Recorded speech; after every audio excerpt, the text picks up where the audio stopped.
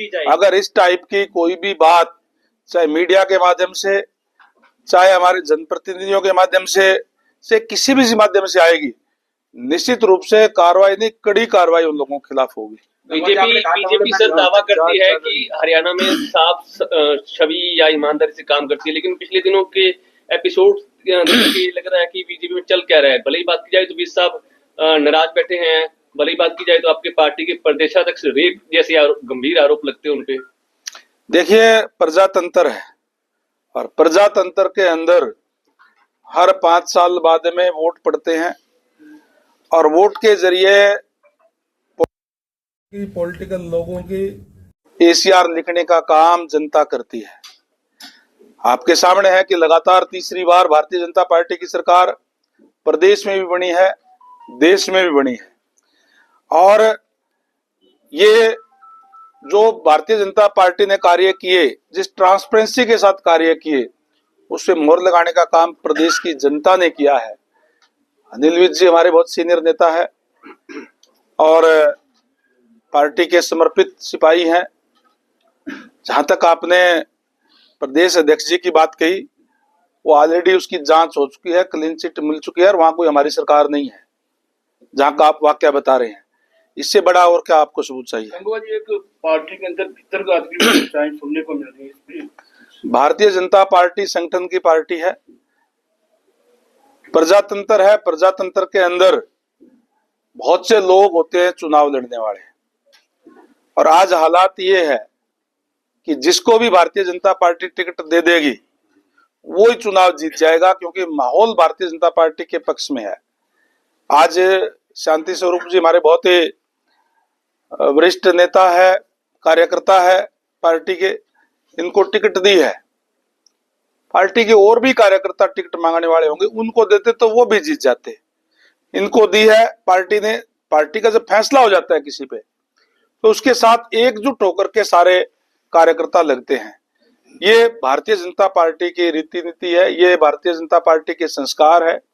और आज सारे के सारे कार्यकर्ता एकजुट होकर के, चाहे वार्डों के अंदर और चाहे चेयरमैन का चुनाव है, एकजुट होकर के कार्यकर्ताओं के साथ लगे हुए हैं कार्यकर्ता सारे। कांग्रेस की स्थिति को कैसे देखते हैं? कांग्रेस कोई पार्टी थोड़ी है। पार्टी कहाँ, आप बताएं? कांग्रेस अलग अलग गुट है। कहीं हुड्डा जी का गुट है, कहीं शैलजा जी का गुट है, कहीं रणदीप जी का गुट है। आपके यहाँ भी ले लो, आपके सिरसा में एक विधायक का गुट है, एक अलग गुट है। तो पार्टी नहीं है, वो अलग अलग गुट है जिनके कोई विचार नहीं मिलते और एक दूसरे को निपटाने का काम वो खुद ही कर देते हैं, हमें जरूरत नहीं पड़ती। लेकिन इन गुटों में बटी हुई कांग्रेस ने बीजेपी के 2024 में 2 बार छक्के छुड़ा दिए थे। क्या कर दिया? लोकसभा में पसीने छुड़ा दिए थे। देखिए बात तो सुनो आप मेरी। लगातार किसी भी पार्टी की, जब से हरियाणा प्रदेश बना है 1966 से आज तक, किसी भी पार्टी की लगातार 3 बार सरकार नहीं बनी। हमारी सरकार बनी है, पहले से ज्यादा बहुमत से बनी है। किसी भी पार्टी की लगातार सरकार, जब देश आजाद हुआ था तब एक बार कोई नेहरू जी के नेतृत्व में शायद आई थी, उसके बाद आज तक सेंटर के अंदर भी कभी नहीं बनी। आज प्रजातंत्र के अंदर इससे ज्यादा और क्या हो सकता है? इससे ज्यादा सर्टिफिकेट और क्या मिल सकता है? प्रजातंत्र के अंदर जनता सर्टिफिकेट देती है और जनता ने सर्टिफिकेट देने का काम भारतीय जनता पार्टी को किया है। और जहां तक आपने लोकसभा की बात कही, हमारे यहाँ एक बात है, सॉरी देवलाल कहा करते थे, यहाँ बहकाना आसान है, समझाना मुश्किल है। यहाँ जो कांग्रेस पार्टी के लोगों ने, खासकर राहुल गांधी जी ने, जो संविधान की पवित्र पुस्तक हाथ में लेकर के और जो ये दिखाने का काम किया कि भारतीय जनता पार्टी की सरकार अगर आ गई तो वो इस संविधान को बदल देगी, इस तरीके का भ्रामक प्रचार फैलाने का काम किया।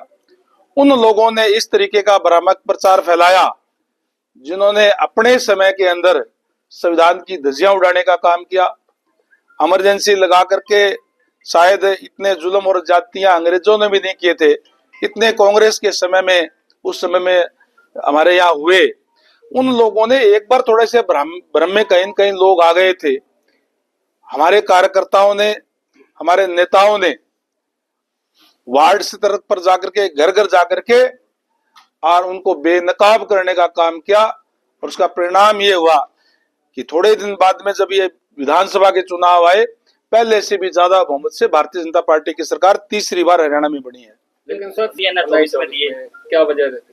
देखिए, मैंने कहा कि जहां तक आपने पिछले चुनाव की बात कही, मैंने कहा ना कि कहीं न कहीं भ्रामक प्रचार फैला करके और वो चुनाव उन्होंने जीतने का काम किया, और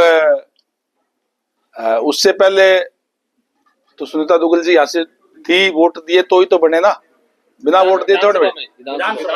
जहां तक विधानसभा की बात है, मैं बता रहा हूं कि अब इस चुनाव के अंदर जो माहौल, आप प्रेस के लोग हैं, आप जाकर के लोगों से पूछ लें, और मैं मेरे अपने तजुर्बे से बता रहा हूं कि शुरुआत बहुत अच्छी होने जा रही है, और इस तरीके की होने जा रही है कि क्लीन स्वीप करने जा रहे हैं। 32 के 32 हमारे एमसी जीतेंगे, और हमारे जो शांति स्वरूप जी जो चेयरमैन बनने जा रहे हैं, निश्चित रूप से एक बदलाव इस सिरसा में भी अब शुरुआत हो रही है।